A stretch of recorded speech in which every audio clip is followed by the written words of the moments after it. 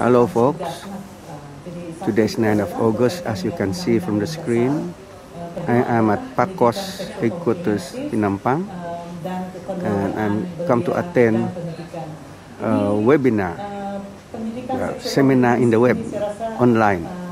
That's what it means. And this perayaan Hari Orang Asal Sedunia, and they are actually holding a webinar or web seminar regarding underage marriages in this country, Malaysia, particularly in Sabah. So I just came here to PAKOS to listen and participate. No, not really participate, just to listen and maybe report on it. Report to you guys. So this is what PAKOS open area looks like. That's an online scheme we have. We can hear the speakers from somewhere else, maybe in KK, while the participants in Penampang is here at PAKOS. Yeah, few of them. In order to do social distancing, they're all wearing a mask.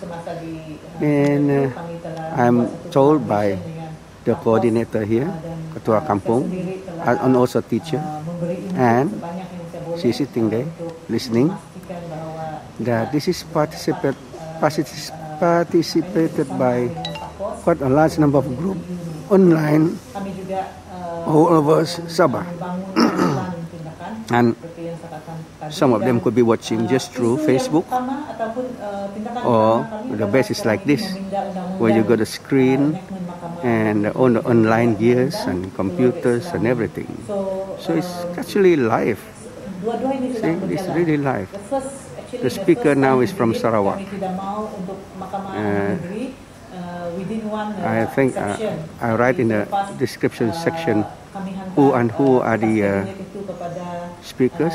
I'm told that Hanaya will be speaking online later on. So here guys, it's quite a nice place. And behind there is the canteen. I'm going to be invited for a little food and drinks afterwards in the canteen. I like this spot actually.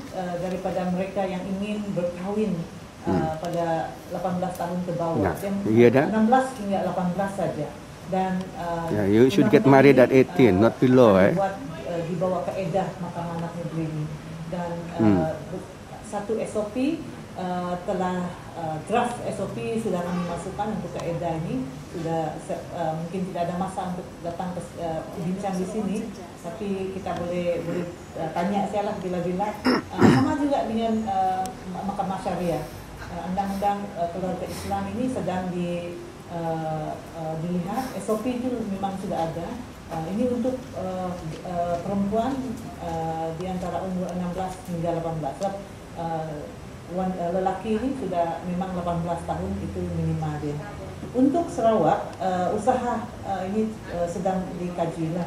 Mereka melihat penstrukturan Mahkamah Negeri ini dan antara cadangan yang harus dibuat, harus dilihat adalah tentang perkawinan bawah umur. Nah, you hear that? I think next one is my last slide, tapi agak panjang. Lelaki 18, yaitu apakah but in Sharia it seems that 16 years old can get married. Terperinci lah. Next slide. Watch it guys. So satu daripada itu saya sudah katakan adalah membuat pindaan undang-undang. So that's ongoing. Mengadakan pendidikan dan kempen awam, termasuk latihan kepada ketua-ketua adat dan juga Mahkamah Anak Negeri. Ini termasuk kempen awam ini is very wide. Kita ingin membuat poster, video, dan kerjasama lagi lah dengan PAKOS, sebab saya rasa mereka sekarang ini sudah ada kepakaran, dan we hope we will continue research yang kena buat ini. Kita mesti ada buat sebanyak yang boleh, bengkel, kesedaran ini. Kami mau buat latihan-latihan pergi ke sekolah di secondary school lah, especially Form 4, Form 5 ini kan. Dan juga kepada pekerja-pekerja yang muda yang mungkin datang ke bandar. Ada juga berlaku banyak perkahwinan bawah umur dalam kalangan mereka ini. Juga NGO, bekerja sama dengan NGO ya. So selain daripada itu penting bagi kita untuk mencabar dan mengubah norma sosial. Ini di Sabah dan saya percaya di kalangan orang asal ini kita norma sosial ini sudah menjadi kebiasaan. Kalau dia hamil misalnya, nah dia mesti kawin saja. Dia tidak lagi lihat apakah option-option yang seperti di kalangan kita itu memang kena bayar sogit lah kalau dia hamil. Tapi dia boleh menjadi ibu tunggal ataupun dia boleh bersedia ataupun bersetuju untuk memberikan anak itu sebagai anak angkat. So banyak yang kita boleh buat untuk mencabar norma-norma sosial inilah. Dan keempat ini adalah mendapatkan sokongan ibu bapa, NGO dan agensi-agensi lah kerajaan. Tanpa sokongan ini saya rasa susah kita mengatasi. So we have to have the semua agensi kerajaan juga dengan NGO ibu bapa untuk yang jatuh pada hari ini. Dan terima kasih kepada semua yang datang sini datang untuk highlight our celebration today. That is the 9th of August. And for me, tahun ini kami punya perayaan ada lain sedikit disebabkan oleh COVID-19. Jadi kami punya perayaan, walaupun begitu kami masih juga meneruskan perayaan, tetapi secara online, di mana pagi tadi kami telah bermula dengan satu webinar, di mana kami telah berbincang tentang isu perkawinan kanak-kanak di bawah 18 tahun. Sebab di dalam komuniti orang asal ini, perkawinan di bawah 18 ini atau perkawinan kanak-kanak ini masih lagi satu masalah yang besar. Dan sebagai pemimpin komuniti orang asal, kami rasa ini adalah satu penghalang kami untuk maju ke depan. So I think tidak ada orang lain yang boleh membantu kami kecuali kami sendiri kena bercerita dan berbincang tentang isu ini. Dan pagi tadi kami telah membuatkan satu webinar, nanti Puan Jenny akan bercakap lebih berkaitan dengan itu. Tapi berkaitan dengan perayaan hari ini, di mana kita buat secara online, kita buat secara seluruh Malaysia sebenarnya. Kita ada beberapa pusat di mana community orang asal berkumpul dan merayakan dia bersama. Because we are not allowed to have so many people.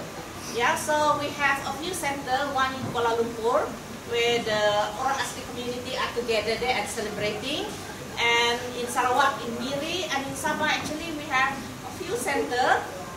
Satu di Pulau Banggi, dan ada di Pintas, dan ada di kawasan Kinabalu. Then if we go down to the east, ada di Lahadato, di Tunku, dan di Tawau. Then you move further back, ada di Tongod satu. Dan kalau kita jalan lagi pergi pendalaman, ada di Sub. And then we go down to KK, here in Penampang, as well as in Kampung Tampasak, where all the communities are gathered and celebrating. So there are potluck, and in the afternoon they will have some pertunjukan. If you can stay back, they will show their punya tarian, and so whatever it is, we are still celebrating. We are still trying to remember this day where indigenous people need to come together and look at ourselves. How can we move forward as community? Kami banyak isu lah sebenarnya. One of them is how do we uplift our people, and the international theme for this year's celebration is orang asal and COVID-19. So how do we address as community, how do we get over and address the pandemic, because it also has affected all of us in terms of kami punya ekonomi, kami punya community, but we realize that it is quite important to look at ourselves as community. How do we handle the pandemic dari segi adat kami, dari segi traditional knowledge kami, dan try to strengthen that. So this is some of the issue that we are trying to look at. But hopefully, walaupun kami tidak boleh bersama secara solidarity together, but we are online virtual. And we have done that successfully, I think, in the morning through our webinar, where all the different community at the different stations, they have listened to the webinar, and there was a lot of discussion. And I think, hopefully for us in TAPOS, we are able to stimulate the discussion and think about how we as a community overcome this issue on perkawinan di bawah umur, so that children or young people has the opportunity to study and improve ourselves. So I think for that, maybe I can hand over the mic also to Jenny, if she can talk a little bit more, because she's also involved with the campaign in the government, working with us in TAPOS on this issue.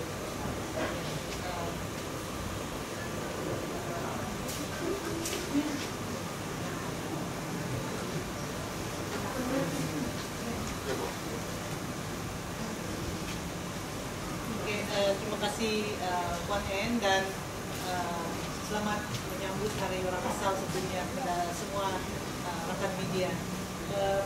Tadi pagi saya diminta untuk juga masuk sebagai seorang daripada pembentang webinar yang yang berkaitan dengan perkawinan bawah umur 18 tahun. Dan dia dimulakan dengan dua N dan Her Excellency Maria Castillo Fernandez, Duta Kesatuan Eropah, yang telah memberi pembukaan. Dan lepas tu kami ada 5 orang yang memberi kita punya pembentangan. Satu itu adalah daripada Puan Hanayo melalui video. Ini yang the beauty of this also. She came in tentang kerja-kerja semasa dia di Kementerian Wanita, dan dia telah memberi update tentang apakah yang berlaku berkaitan dengan pelan tindakan 5 tahun itu untuk menangani perkawinan bawah umur ini.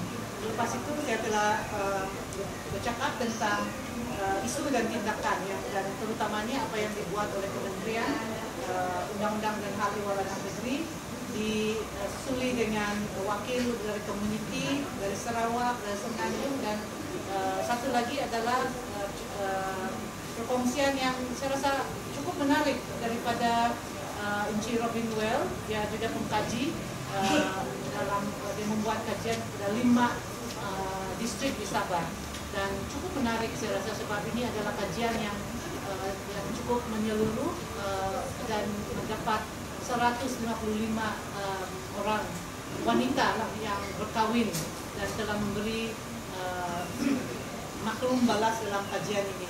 Bagi saya di kementerian sebelum ini sebagai mantan pembantu menteri dalam Kementerian Undang-Undang dan Hal Ehwal Anak Negeri, satu daripada isu utama yang saya telah buat dalam kira-kira 2 tahun lagi adalah berkaitan dengan perkawinan bawah umur. Kita mula dengan perbincangan secara am dengan NGO dan semua merasa bahawa isu ini adalah penting, dan pada Julai 2019 satu bengkel yang dianjurkan bersama dengan UNICEF, dan dari sana kami telah menghasilkan pelan tindakan 10 tahun untuk menghentikan perkawinan bawah umur, dan ini dibuat selaras dengan plan 5 tahun oleh Kementerian Wanita itu. So untuk kementerian ini kami telah di sana telah melihat bahwa pentingnya satu itu membuat Kementerian Undang-Undang itu menumbuhkan satu steering committee untuk menyelaras tindakan-tindakan yang telah dibuat sebagai komitmen oleh NGO, dari agensi kerajaan, dan selain daripada itu menumbuhkan 3 task force, dan task force ini adalah berkaitan dengan undang-undang dan dasar, pendidikan seksual komprehensif, dan juga kekeluargaan, anak-anak muda dan juga pendidikan. Dan di sanalah kami melihat terus untuk memindah undang-undang. So I fokus kepada enactment anak negeri. So sebab ramai di kalangan orang asal ini masih lagi terjerumus dalam perkahwinan bawah umur ini kerana banyak faktor dan masalah dia kita tidak ada undang-undang yang menghadkan umur itu. Pada November 2019 Kerajaan Sabah sudah memutuskan bahawa had atau umur minimal untuk perkahwinan sepatutnya 18 tahun. Dan lepas itu mereka telah meminta, kabinet telah meminta untuk kementerian mengubah undang-undang itulah atau memindah undang-undang yang ada sekarang. So we are in that process lah. Kedua-dua undang-undang iaitu undang-undang keluarga Islam dan juga enactment Mahkamah Anak Negeri harus dipindah lah. Ini berkaitan dengan undang-undang. So ada sudah SOP, draft SOP bagi Mahkamah Syariah.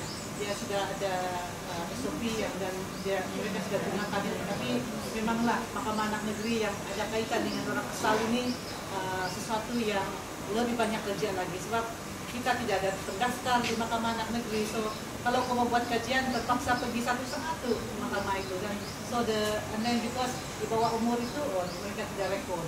Tapi nasibnya baik memang mahkamah ada pendengaran, misalnya kalau dia hamil mesti ada pendengaran dan ada kes yang akan dibawa di sana. Dan selain daripada itu pulang tindakan 10 tahun ini sesuatu yang besar. So undang-undang biasanya hanya satu yang kecil saja itu. Yang lebih besar adalah berkaitan dengan norma sosial. Satu misalnya kalau kau hamil, mau tutup malu, kasih kahwin saya itu anak. They never tell them about the option. Seperti tanya itu perempuan ataupun keluarga perempuan itu kahwin atau tidak. Jadi kalau dia hamil, boleh juga dia tidak kahwin.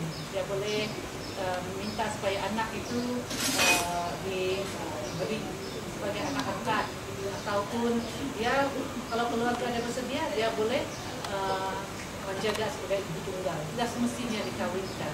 Sebab kita tahu apabila dia dikawinkan, tidak ada peluang dia lagi untuk kebanyakan mengikut statistik ataupun kajian yang kami buat.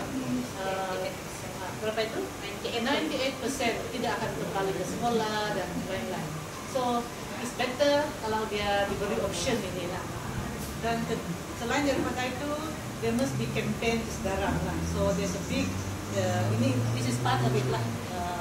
Saya berterima kasih kepada Pak Bos yang kajian melalui pembiayaan European Union ini, di mana we must have more communication dan kajian ini lebih kepada campaign kesedaran masyarakat. Selain daripada itu banyak lagi lah comprehensive sexual education. Ini sesuatu yang sensitif sekali. Kita mau kerjasama dengan Kementerian Wanita at federal level dan also Kementerian Pendidikan supaya mereka introduce lah kurikulum yang bersesuaian dan juga kita mau supaya ibu bapa lebih menjaga kepada anak-anak mereka.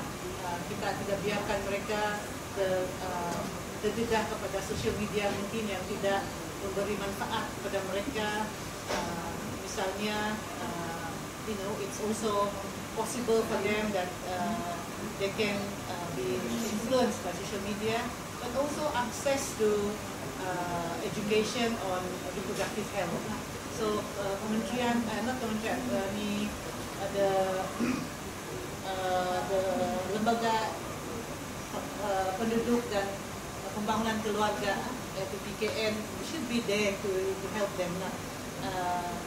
Dan finally, just to say on this point is the importance of for young people to be independent and also ada support mereka kalau keluarga mereka susah. Kalau biasanya sebab kemiskinan, there should be support for these families. Sokongan dari segi ekonomi, dari segi sebagai seorang ibu tunggal misalnya, we still have too little funding and support for ibu tunggal, although they are now recognized by kebajikan sebagai satu one of the sectors that really needs help. I was surprised tahun ini bila saya memberi bantuan di bawah Kapayang saja ini, paling banyak yang meminta bantuan adalah ibu tunggal. Dan I thought orang tua yang lebih banyak memerlukan yang senior citizen, tapi everywhere it's mostly about ibu tunggal. So mereka biasanya ditinggalkan oleh suami, ada yang masih muda, dan apalagi kalau muda yang tidak ada sokongan.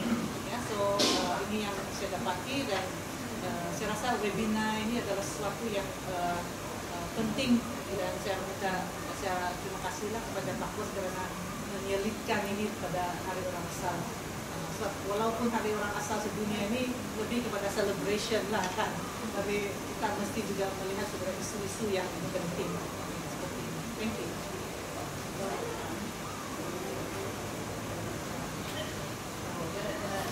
Soalan yang boleh.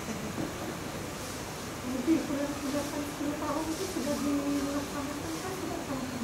Ya sudah dia sudah keluar, tapi malangnya belum lagi is not launch yet lah. Ya, dia siap tahun lalu, dan kami telah mula dengan the first thing was on the